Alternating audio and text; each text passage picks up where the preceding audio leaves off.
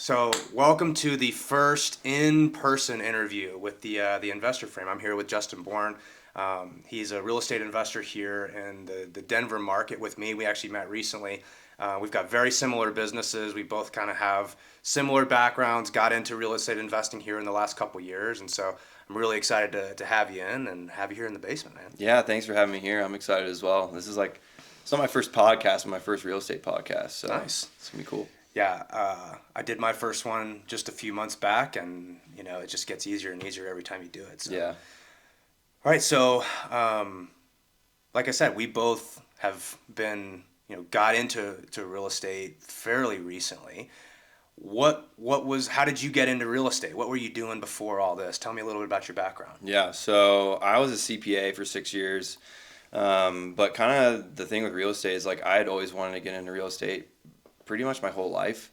Through my track of life, I feel like every time I ran into a very successful, very wealthy person, they had their hand in real estate somehow, right? And I noticed a trend there, and I was like, okay, there's definitely something to this, right? And everybody's like, you can build wealth through real estate. And I've also never met a real estate investor who has said, I wish I would have waited to get into real estate. Everybody's like, I wish I would have started sooner, right? Yep.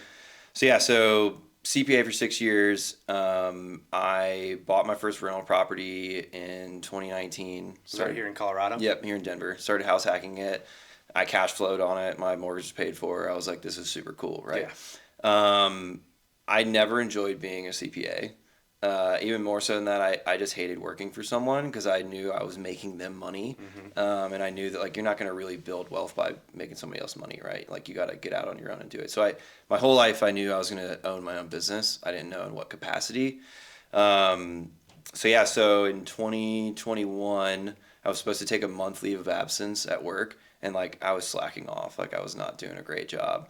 And I had joined Ryan Pineda's Future Flipper program. Because I was like, I'd built up a bunch of cash because I was planning on buying another rental property.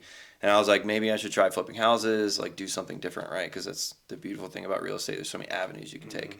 So I ended up getting fired from my job. And I was like, okay, I got a nice little nest egg. Is that because you were working on real estate all the time? I was thinking about real estate all the time. Right. Every waking hour that I was being an accountant, I was thinking, what can I do to get out of this? And when can I start? Right. So honestly, me getting fired was maybe one of the best things that's ever happened to me, because I would have had one foot in the door with real estate and I would have had one foot in the door with accounting, and I would have, for lack of a better way to put it, half-assed both of them. Yeah. So getting pushed out helped me. So then I was like, okay, I have some money saved up. I have I live for free basically, other than food and gas. Let's try this thing. So yeah, I bought my first flip in October, and then we sold it in April. We did really well on it. And then now looking back, it was a little bit of a mistake, but after that, I went to Ryan's mastermind. I was surrounded by all of these very successful flippers doing really well, and I was like, okay, I need to buy a lot more. That FOMO starts kicking in. Exactly. I was I set a goal of I want to do $1 million in flips this year, and I want to do 10 properties, right? Which was ambitious, but it's good to be ambitious, right? If you're not setting uncomfortable goals, you're not growing. Sure. So I bought 4 more, and let's see, I'd say 3 of them went well, 2 of them didn't go well. And a lot of that has to do with the market, but we were talking last night at a leader. So I read Jocko Willink's book, Extreme Ownership, right? And I really felt a lot of, I don't know, not congruency, but association with a lot of the teachings they had in that book. And the biggest thing is as a leader, if you fail, if anybody below you fail, if a project fails below you, it's ultimately your fault, right? Sure. So I could blame the market, I could blame a million other things, but ultimately I don't think I managed my projects well because I went from crawling to running. But yeah, so then in June I kind of realized the market was shifting, and I was like, okay, we need to shift with it. I don't think flipping is going to be a great avenue with a market that's going down. So we joined another program and started wholesaling. And we closed our first wholesale a couple weeks ago. went really well, and that's kind of what we're focused on now. Congrats, that's Yeah. awesome. Yeah. Well, I want to back up a little bit because you and I did this pretty much the same thing, which is we bought a house and then started house hacking it. I didn't know what house hacking was when I started doing that. I was just like, I need to buy a house because I'm tired of paying rent. Then, of course, I found Bigger Pockets and I Right. found that whole rabbit hole, and here we are today. But tell me a little bit about that deal. You got into house hacking. For those that aren't familiar with the Denver area, maybe this doesn't apply, but what part of town were you in? Where did you find that deal? How did that work? Yeah. So that deal, I basically had some friends. One of my good buddies, Walker Noon, he's a real estate agent in Denver. Him and his wife bought a house, and he joined this, I guess, brokerage that they like specialize, or they like big in house hacking. So they kind of told me about it. They're like, hey, you can buy a house and rent out the rooms, and it's free. And I was like, that sounds like a sweet deal. So I started looking for houses. It took me a little while. I went through a couple different realtors, and Walker ended up being my real estate agent. But his whole team had like a very detailed spreadsheet for like analyzing the deals. So I got really good at like deal analysis, right? Which I had never, like, I had done analysis as a CPA, but I had never done like, I've never analyzed like a house, right? Yeah. And so like it just kind of became second nature. I probably analyzed like 50 different houses, right? So we identified this property. It's in Glendale. It's a 4-bed, 3-bath. And we got a pretty good deal on it.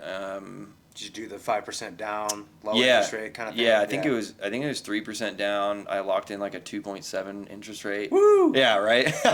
The good old days. Yeah, flip those numbers around now is what we're sitting at. Seriously. But yeah, no, it ended up like working out super well, and it's like a great asset for me now. Is that where you still live? Yep. Still living there now.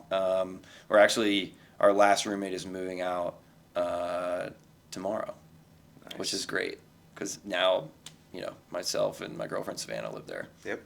Ready to be on our own. Perfect. That's what prevented me from doing what you did with putting a bunch of roommates in there, because my girlfriend at the time was like, Yeah. we're not doing that. I'll move in, but we're not going to stick a bunch of tenants in there. So I think that a lot of people get hung up on house hacking, because Bigger Pockets describes it as like, well, you got to be able to cover your entire mortgage and cash flow. It sounds like you were able to do that. I didn't do that. Well, I got half of my mortgage covered, Which is better than nothing. which is better than nothing. Yeah. But everybody gets hung up on like, well, it's got to be a perfect deal. It's got to be, how much is it cash flow? And it's like, well, I didn't look at it like that, because I needed a place to live. I was tired of paying a landlord rent, basically, not gaining equity. I bought my first house in 2018, and we're in an appreciating market. Denver is not exactly a cash flow market. Yep. It cash flows when you got 5 bedrooms and you can stick a bunch of people in there, but that doesn't work for everybody. No. Right? And so for a lot of the people who are getting into real estate, that was one thing that I found that held a lot of people up, was just like, it's got to be a perfect deal for your first deal. Yeah, I think I had that mindset when I first started, and then I was actually listening to Bigger Pockets, and I remember like having like analysis paralysis, right?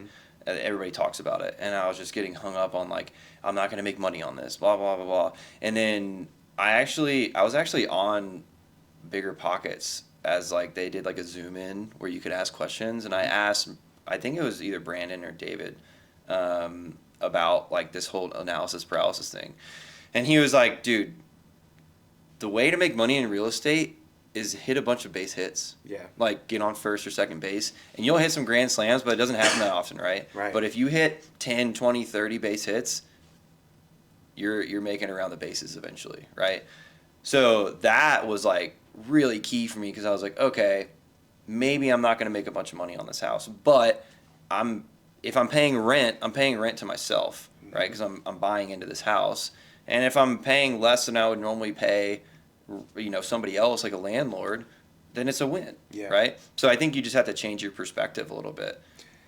At the beginning, it's not about hitting a home run. It's about learning. Yeah. It's about, you can't get to the second deal unless you've done the first deal. You gotta can't get start. to the third deal until you've got your second deal. Yep. And it's like, we'll probably talk about this at a certain point, but I mean, we've gotten our teeth kicked in Yeah. from real estate. It's about forward progress, Yep. right? And you can't move forward unless you actually start acting. And so, that's what I've found that keeps most people from moving forward is like, well, it only has 4 bedrooms and I need 5. And I'm like, what? Who cares? Who cares? Yeah. You just need to start moving forward because Yep. you can't get to the second deal unless you've done your first deal. Yeah. So you did a house hack that sounds like, super low interest rate, low down payment. And at the same time, you had this cash flow and you got let go from your job. And so then you found your way into flipping because you joined, a mastermind. And I'm a big fan of masterminds as well because you can just shortcut the information. Ryan and the Future Flipper program, that's amazing. I never went that route because I never wanted to do flips at that scale. But tell me about that group and how joining a mastermind to help kind of teach you these things. How did that work? How did that help you? So I think it just gave me the blueprint for like doing it, right? Sure. Like it showed me how to analyze deals. It gave me a network of people to reach out to, like if I had problems. It gave me a network to like find money, right? Mm-hmm. So, and like actually, last night when we were at that meetup, we were talking to a guy who's like house hacking, right? And he was asking us like, how did you guys find realtors? How did you find this? And like, as entrepreneurs, especially in real estate, it's like second nature of like, we networked. Right. That's what you do. Relationships. Right? Relationship is like the name of the game. Yeah. But like when I started, with this Future Flipper program, I didn't know that. Mm-hmm. And I was like, oh, this is easy. I just need to go meet people, right? And that's where the mastermind helped me. It was like, one, obviously it gave me the tools, right? Of like, here's an analysis spreadsheet. Here's how you do deal analysis. Here's how you source your deals, right? Yeah. But more than that, it was like, go meet people. Like, go talk to as many, like, private money lenders, hard money lenders, go talk to wholesalers, right? So I just started talking to people and fostering these relationships, and eventually I found a deal, right? And I didn't have money for it, but a guy in the flipping program did, and we partnered on it, and we did really well. Beautiful. And so like, I paid like $10,000-$15,000 for this mastermind, and we made 160 on the first deal, right? That's a nice first deal. Yeah, so I was like, okay, it Yeah. definitely paid for itself. Well, and we hear this. How do I find a realtor? How do I find private lenders? And I understand the question because if you're trying to do it on your own, you don't know where to look. And it's like, oh, just go make relationships. And so what people do is they just go to the same meetup over and over and over Yep. and over and over again, and they talk to the same people. And then they're like, well, that didn't work for me. It's like, in what world do you not have to pay to play? Yeah. Right? Real estate is no different. If you want the shortcut, join a mastermind with other people. Yep. I mean, I'm in multiple of them. I've been in probably 5 or 6, right? That I've paid a lot of money to learn from people and to get around people who are already doing this. It's a hack. It's a shortcut. Yep. If you want to get into real estate, it all comes down to people and relationships. Now you can go to every single networking event in your city, or you can go join a mastermind that pulls people from all around the country and get a much different perspective. Yep. That sounds like it's what worked for you. Absolutely. And it's worked for like almost everybody I know. Right. Right? I mean, like you are the average of the 5 people you spend the most time with, right? Right. If you surround yourself with 50 or 100 people that are all doing better than you, you're going to get pulled up, right? So, and I joined a second mastermind because I knew that I wanted to wholesale, and these guys were, doing 10, 20 deals a month wholesaling. Is And that Clint's team? That's Clint's team, yeah. Cool. And they started mastermind, and honestly, like, we were broke. I mean, we were tight, right? And I was like, we got to figure this out because the market is shifting and we need to shift with it. And so like we figured it out, and then we got our first deal, and I was like, okay, another mastermind paid for itself. They always seem to, right? As long as you join a good one. Yeah. So yeah, I would highly recommend anybody who's getting into real estate, one, start. Like, just start doing it, right? Like, even if you get into a bad deal at first, like, you'll figure it out, right? Like, if you have the gumption to do it, you're going to have the grit to get through a bad deal, and you're going to make it happen. And then two, like, find a mentor. Yeah. And, like, mentorship is not necessarily going to someone and be like, hey, I'd love to like buy you coffee. Like, we don't have time for that, right? Like, I have people be like, hey, can I buy you coffee? I'm like, my time is worth more than a $5 coffee. Right. No offense, right? Yeah, no offense, but that's just the reality of Yeah, it. like bring me value, right? Yeah. So we recently, the guy that we sold our deal to, Terrence Doyle, he's a big investor here in Denver. He does a lot of multifamily here and in Des Moines. So he bought our most recent wholesale, and he invited us into his office. And I didn't know what we were going to talk about. And his only thing was he was like, "Hey, I want to know like what I can do to help you," which to me, a guy who has like people who are giving him money like Goldman Sachs and J.P. Morgan, that is very cool that he took an hour out of his day to like ask me for help, right? Yeah. But instead of asking for help, I said, "Tell me what you need right now. Like, what kind of houses are you looking for?" And instead of like me being like, "Oh, like I'm trying to do this, that, and the other," it's like I want to help you, and then maybe down the road I'll ask for help, but like I need to provide you value. I think Gary Vee says like give, then ask. Right. And that's what I try to do. Yep. Because like it can be annoying if you're just always taking from people. You need to offer value where you can. Yeah, I met a guy through one of my partners, Nick Peterson. He's connected me with a guy named Joe Polish, and Joe is a pretty big marketer. And I got to go meet Joe last week at an event he had here in Denver. And Joe's got a book coming out, and the title of the book is "What's in It for Them?" Yeah. Right? And the point is, it's sort of like an updated version of How to Win Friends and Influence People, which I'm sure you've read or looked through at a certain point. And a lot of people make the mistake of approaching mentors or partnerships or even masterminds. They're going in and they're trying to take. But what I've observed, and it took me a little while to get this, because that's sort of the default for a lot of us, is like, well, what can I get out of this? But what I've found as I've gotten, more experience in this business is your status and your influence in a group like that is elevated significantly when you just think, what's in it for them? What's in it for the rest of these people, right? And instead of saying, can I take you to coffee and buy you a $5 coffee, or tell me what I can do to help you, right? I get that question all the time, and I'm sort of like, so you want me to take time out of my day to like tell you what you can do to help me? Why don't you just be an intuitive person, spend time in my world, observe what I find valuable, and then go add value in that way? So it forces people, it's kind of like deflecting the responsibility when someone says, hey, tell me what I can do to help you. And I'm kind of like, Figure it out. you are not even like close to taking the time to think through that, right? So for those people that are new to investing, that are trying to get into investing, everybody wants something. I'm in business now with a couple guys who are just outstanding construction partners, outstanding, right? I met them because I bought a house from them. Bought a brand new townhouse, and I was like, this is an amazing, amazing product that you guys have here. And of course, my first gut was like, well, how do I get into business with these guys? What I didn't do is go up and be like, hey, can I get into business with you? Because like, what do you have to bring? This actually started me down my journey of, well, what do they need? They need capital and they need deal flow. Now they have a lot of deal flow themselves, but they need more capital. How do I do that? Right? So I started marketing for off-market deals. And through that process, we started doing deals. Now, I've never sold them a deal because they have better ones, right? And I get them all over the place. The point was I added value to them by demonstrating that I can actually do something here, right? I'm not just going to be like, hey, how can I help? How can I help? I just recognized this is what could help these guys, raising capital, finding deals.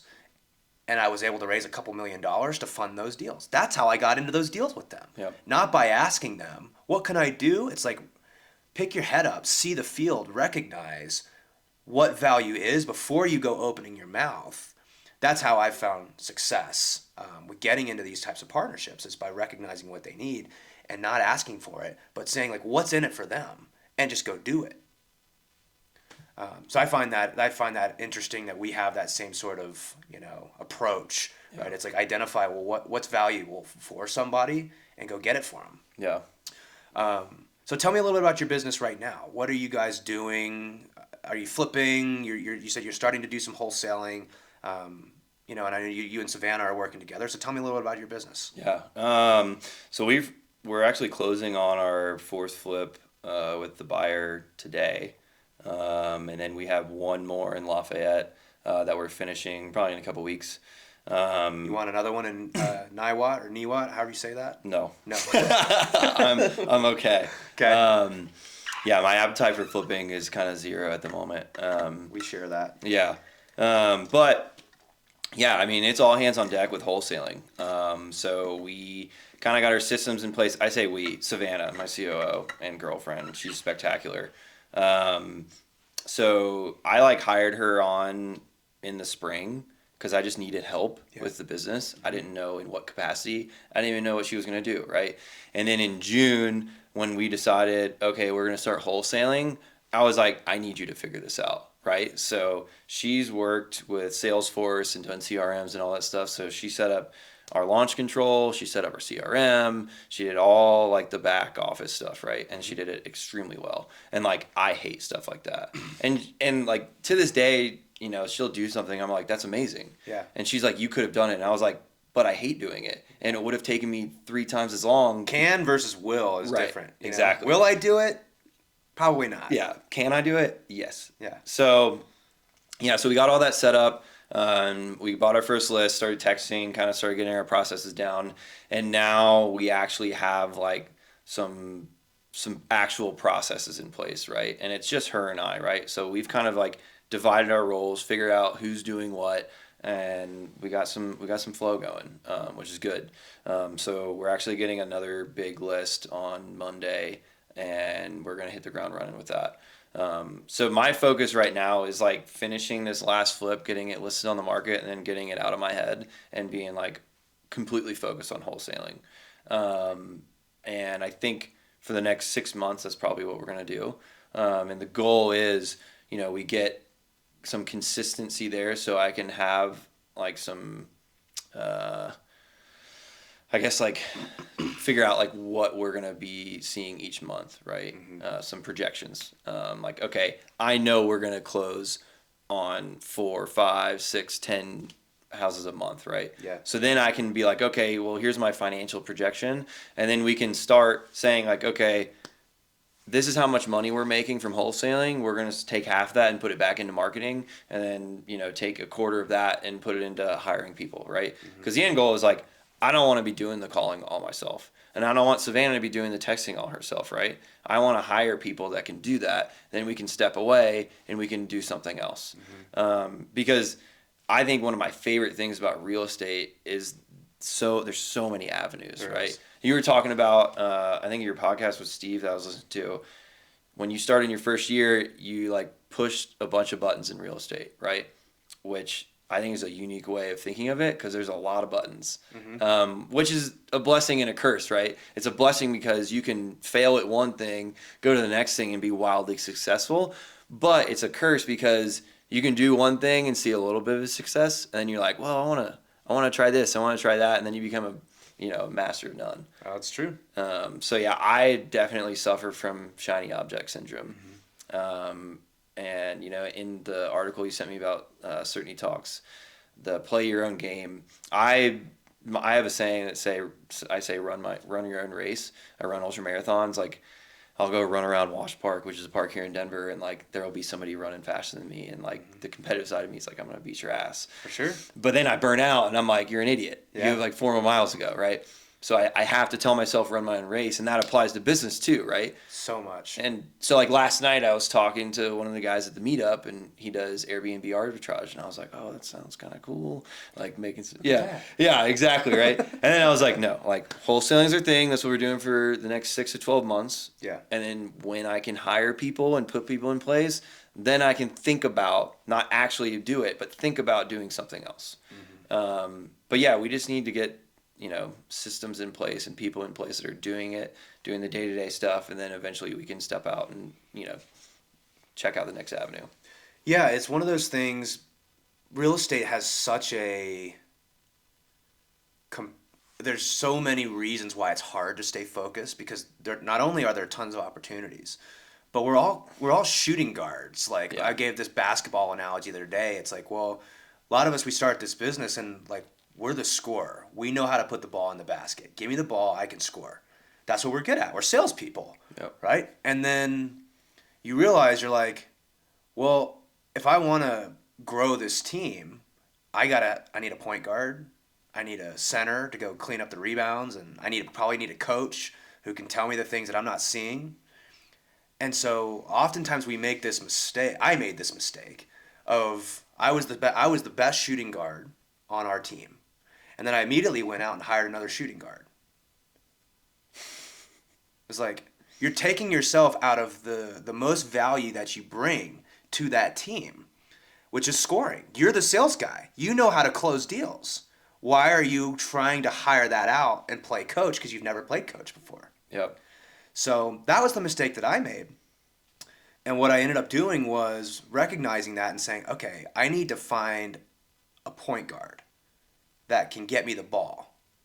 I need to find someone to get in there and get rebounds, right? Which is Yep. follow up, Yep. right? I'll go close the closable deals. I need someone to kick me those deals, so I don't spend all my time on the phone cold calling and texting and grinding it out on that side of things. I want to be closing deals. But then you throw another wrench in the chains, and we show up to a mastermind, and it's like, well, this guy's investing in land, and he's crushing it. Yeah. Holy shit, maybe I should be doing land. What am I missing here? And so, the analogy of like, if you try to catch 5 rabbits, you're going to end up catching 0. Like, you've got to catch one rabbit. And so in my first year, like I said, I pressed all these buttons because I just needed to see what happened when I pressed them. I think a lot of people make the mistake of, one of my coaches calls it a soft offense. It means we want to lightly press on a couple things, on a bunch of, maybe even a bunch of things, to see which one gives, right? We're not going all in on multifamily. We're not going all in on, creative deal structuring or land investing or flipping. It's like, I wanted to just sort of gently press on all these things, see what happened. Through that process, I realized I don't like flips because they can go really well and they can also go really terribly. I do like novations because it doesn't. So you press all these buttons, you start figuring out what works and what doesn't, and then as the leader, you have to bring clarity to the business and say, well, here's what we are getting our most success from. Here's what we're going to allocate all of our resources to, because I'm sure I don't have an unlimited ad spend. Yeah. I don't have an unlimited time. Like, I'm not the big behemoths in our market, the home investors, the net worths, the new westerns who can outspend you any day of the week. It felt like I was shooting Nerf bullets a lot of times. And so that is the realization I had in year 2, which is you can't catch everything.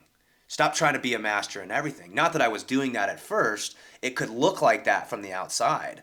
But you sort of figure out, well, here's my niche. And I think a lot of people, especially because we're in a big market. Denver's a huge competitive market. Oh, yeah. But we're not alone in that. There's competitive markets all over the country. Every time I go somewhere else, they're complaining about how competitive their market is. Okay. So, what can somebody that's new getting into this business, because we've tried a bunch of things, we've bounced around, like I said, we've gotten our teeth kicked in on flips and on wholesaling and spending a bunch of money, and this is just part of the journey, and it's fun. I'm not saying this as if it's a bad thing. It's just fun. I enjoy this stuff. Yeah. But like, what have you found is your direction kind of going forward? How are you differentiating in a competitive market like this? And where are you guys seeing that opportunity? Well, we're not focusing on Denver.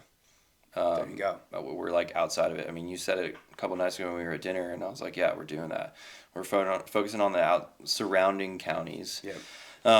And I'm building relationships with the guys who are buying a lot of houses. Yeah. And I'm finding out what they want, and then I'm picking up properties like specifically for them.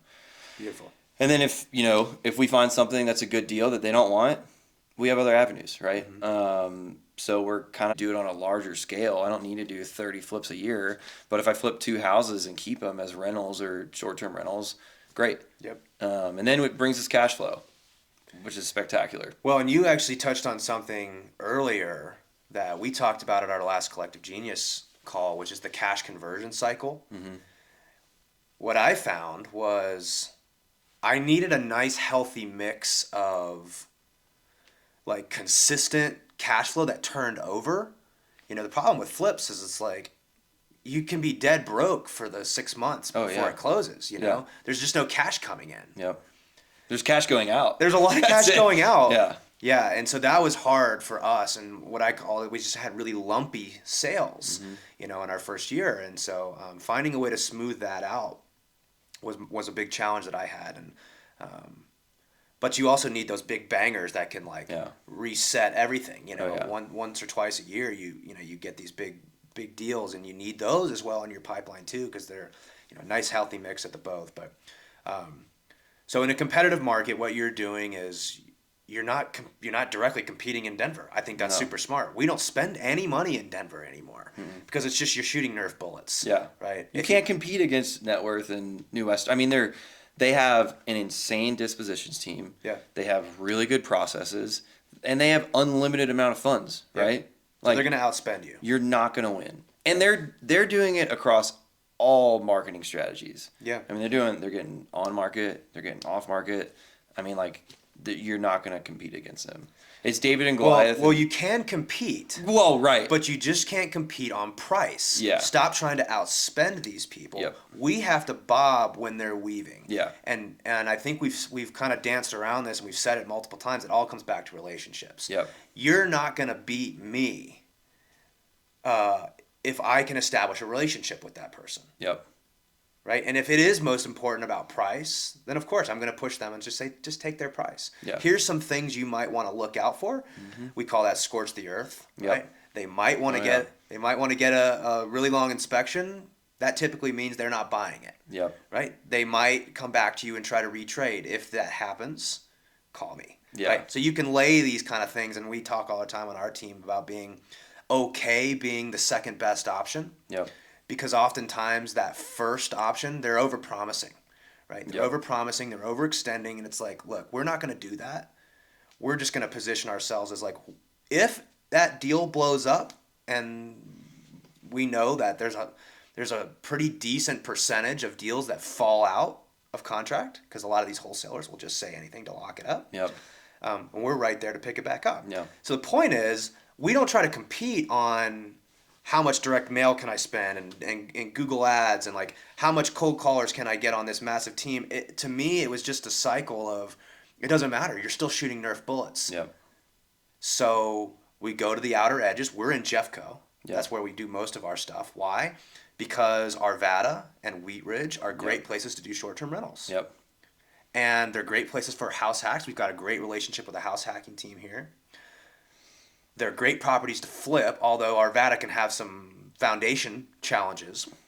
Point is like you gotta find a little niche.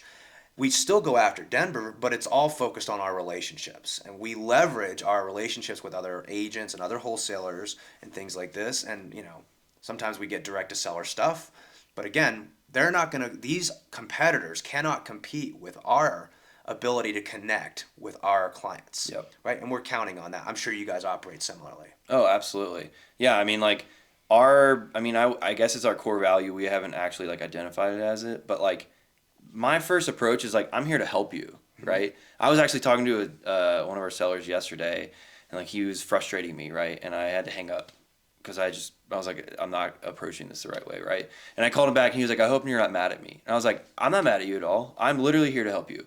I am representing you to all the buyers, right? And like he was like, oh, okay, great. So like that's the approach that we take. It's like step one is here to help you, right? And if I can help you by, you know, buying your house and selling it, great. If I can't, then I'm not going to try and do that. So you're being very transparent, which I think is the right way. Yeah. With the seller on. I may not be the one to buy your house, but I have a relationship with all the other investors in there, and I can help get a bunch of offers Yep. for you, and then we can decide based on those offers that come in, which one we want to take. Exactly. Yeah. And that's a good way to wholesale, right? That's the appropriate way to wholesale. Yep. What I don't like is people that go in there, and I'm sure you've seen this happen time and time again, where you're sitting in front of a seller and it's like, oh, they told me they can give me X. They told you they can give you X, or they told you that they're going to shop it at X and bring you the best offers. That's a totally different conversation. Yep. You know, and it's like, what I don't understand is it's really not that hard to be just transparent about what's going on. Yep. Just be honest. Yep. Because if you're not honest, I've found that those deals are likely to fall out. Oh, for sure. So I don't necessarily try to tell the seller, hey, they're being dishonest.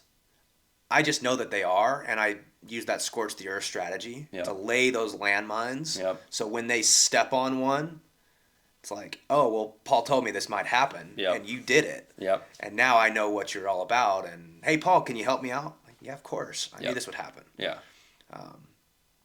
So you guys are doing wholesale, very little fix and flip. Yep. Are there any other strategies that you're working on or trying to learn? Not in the immediate future. Yep. Get good at one thing, right? That's all I'm trying to do. I'm just trying to get really good at wholesaling and have it be predictable, right? Like that's something that you touched on about, like, you want to have consistent cash flow or just have like some consistency, right? Because like you said, flips are like up and down, up and down. Mm-hmm. So that's something that I'm focusing on right now. And like, I'm focused on finding that through wholesaling, but I'm also like thinking of other avenues. And like, if there's something that I can do in the meantime while also wholesaling, I'm going to do it. But I'm mostly focused on like getting wholesaling, to be consistent. Mm-hmm. Because like having the up and down months is tough. Mm-hmm. So yeah, that is definitely on the forefront of my mind, is just consistency. What is on the minds of the sellers that you're meeting with? Are they, because we've got to be more conservative with our numbers now. Oh yeah. Right? We're coming in, and I don't like to use percentages because I think it's a cop out for like comping a property and coming up with an offer. Yeah. But let's just say earlier this year and last year we were locking them up at 80% of value. We could. Yeah. And you could sell them to a hedge fund at 90%. You could sell them to another flipper at 84% and still do well. I mean, and then of course you have those where you get them at 70. Yep. Most of them we were getting below 80, let's just call it. Yep. But that's not the case anymore. No. I mean, flippers have to buy it at 60 right now. And the guys who I have who are buying them as rentals, they're at like 75, mm-hmm. right? But I'm having tough conversations with sellers right now, mm-hmm. because their expectation, like, they're not very, like, they don't work in real estate, most of them, right? And they still know that their house down the street sold for $600,000, and they're like, well, I want $600,000. Yeah, and that was 3 months ago. Exactly. And they just like don't understand that the market has changed like every month. Mm-hmm. So I'm starting all of my conversations off with that, right? I try to figure out, what are you looking, like, what's your goal, right? What's your motivation? Why are you trying to sell, right? If they're actually motivated to sell, then I continue the conversation. But if somebody just comes at me like, well, if you just make me an offer, right? Then it's like, I can't help you, mm-hmm. right? You want to get over market value. Sure. Right? So once I find out the motivation, if they're actually motivated, then I try to figure out like what their goals are. And then from there, I try and figure out, okay, well, where would you need to be to get rid of this house, right? Like what do you want to get out of it? And that's where we kind of start. And if we can get a number out of them, great. And then we can work from there, right? And usually that number is like market in June. And it's like, okay. And then I start educating, right? I talk about what's going on in the market. One, we have seasonality. We're not in the best time of year to sell. Two, interest rates have gone up significantly. And because of interest rates going up, there's a lot of scarcity in the market, and people are backing out. Mm-hmm. So there's not nearly as many buyers. Right. And prices are going down. And the most important thing I find out for them is, I'm like, what is your timeline on selling your house, right? And a lot of people say, I'm not in a rush. And I was like, okay, well, what's a rush to you? And if they say, I want to sell in the next year or 6 months, I'm like, okay, today is the second best time to sell your house, and yesterday was the best time because the market's not going back up. And like we were talking about this yesterday, like interest rates could likely get up to 8.5% by the springtime. And spring is normally the best time to sell your house, but it's like we could likely December could be better than April. We just don't know. So I'm having those conversations with them, just trying to educate them, right? And then once we have that education, sometimes I'll even send them some comps, and I like show them that I'm not just pulling this number out of nowhere. It's like I'm actually like doing due diligence, doing analysis, and sometimes it goes well, sometimes it doesn't. But usually, even if it doesn't go well, I'll get a call back, and they'll be like, if they're actually motivated, they'll be like, okay, everything makes sense. Like, let's move forward. Yeah. But it's just education. That's all it is. It is. Well, and I very much remember being in that spot where wholesaling or retail, those were my two options. Yeah. Right? And it's like what we found, and I was showing you my deal board over there, most of those are in-betweener deals. Yep. Because we had to figure out in a high market like Denver, there's not as much financial distress in a market like Denver because we have so much equity built up here. I mean, these people bought a house in the last 3 years. They've got a lot of equity in that home. So that's a good thing, I guess, sometimes where they can trade equity for convenience, right? And we can get these wholesale deals, and we do get wholesale deals. But what I'm excited about showing you is how we've been doing novations. Oh, I'm excited about it too. Because it's this, I mean, I don't want to call it a magic bullet. It's not. Yeah. But it's a great way to pick up deals in between a wholesale and a retail deal. Well, it's a tool. It's a tool in your tool belt. Yep, exactly. That's exactly how we refer to it. It's like, well, if you're walking into I don't wear tool belts, but I just imagine if I'm walking in somewhere, and I picture these wholesalers with just a hammer, and they're just trying to hammer everything down. Like there's a screw, there's a pipe, there's a board, and they're just whacking at it, everything. And every now and then they find a nail. Yeah. And it's like, oh, that was a good fit. Yeah. But they're trying to hammer everything into, because they're just not aware of how to execute on these deals. And so what we found was when we just opened up creative deals, and creative in my mind encompasses really 3 or 4 things. First of all, you got to add retail to your repertoire. Yep. Because when you can walk in and you're just like, well, okay, well, let's just list it then. Yep. It's like, well, you'll pick deals up doing that. Of course, you don't want to be the one listing it. Sure. You can work with an agent. My wife does our listing, so I've got that, lucky here. But sub 2, not as popular in our market. No. But we're having some conversations, and we're trying to figure out like if we can put a couple of these together. Seller finance, and we're making a lot of progress with that. Are you really? We are. We just had our sales meeting this morning, and Philip was running through his deals, and it was like 4 out of the 5 of his top deals were seller finance deals. Really? 0% down, 0 interest. It has everything to do with dropping that deep anchor on wholesale, where it's like, if I have to buy it in cash, this is what I can offer you. Mm-hmm.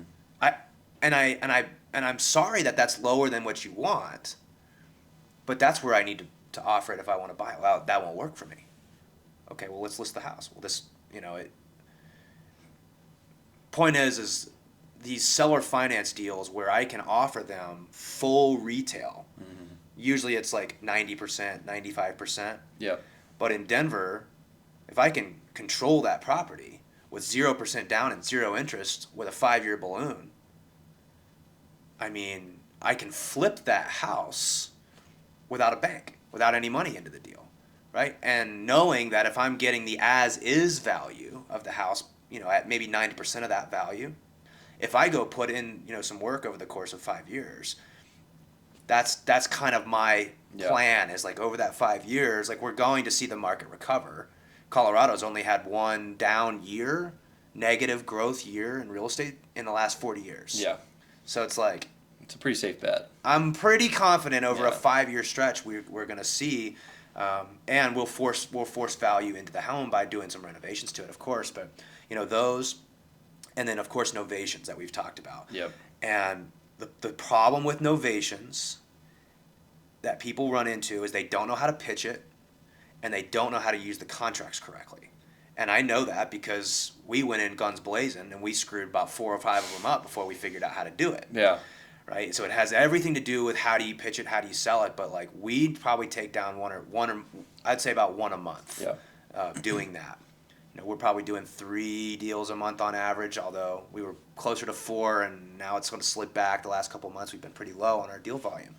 But what's really worked are these in-between deals. Yeah. Right? So, that's, and on top of that, I think, I want to show you how to do these deals. And what I've also found and why we have, gotten along so well and collaborating, I think, is because the market is so big. It's huge. Everybody thinks like we're competing. I've never run into you. There's No. 2 guys in Collective Genius that I met, and both of them are spending like 50, 60 grand a month, plus Yeah. on marketing. Never ran into them once. Like I've seen an ad that they ran, but like sitting in front of the homeowner, like we're not competing. We're not competitors. No. That's just not how it works, but everybody thinks that is the case. The more we can help each other do deals, the more deals are going to find us, Yeah. right? Because people see us as people who can execute deals, and all boats rise with the rising tide. Yeah, compete with yourself, collaborate with others. That's right. That's the best way to do it. That's a great way to say that. Yeah. I like that. So what are some other ways that people that might be listening to this could collaborate with people like us? Man, I haven't even thought about that.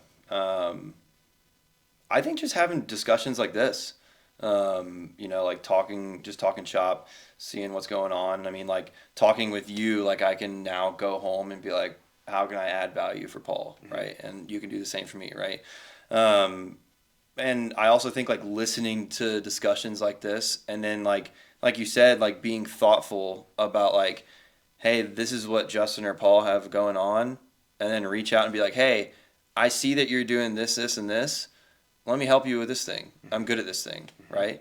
I think that's how people can collaborate. Just Yep. add value. Figure out and don't ask how you can add value. Figure out how you can add value, right? If somebody approaches me and is like when we went to dinner and you realized I didn't know about novations and you're like, dude, I need to teach you about novations. I was like, hell yeah. Yeah. Like that's awesome, right?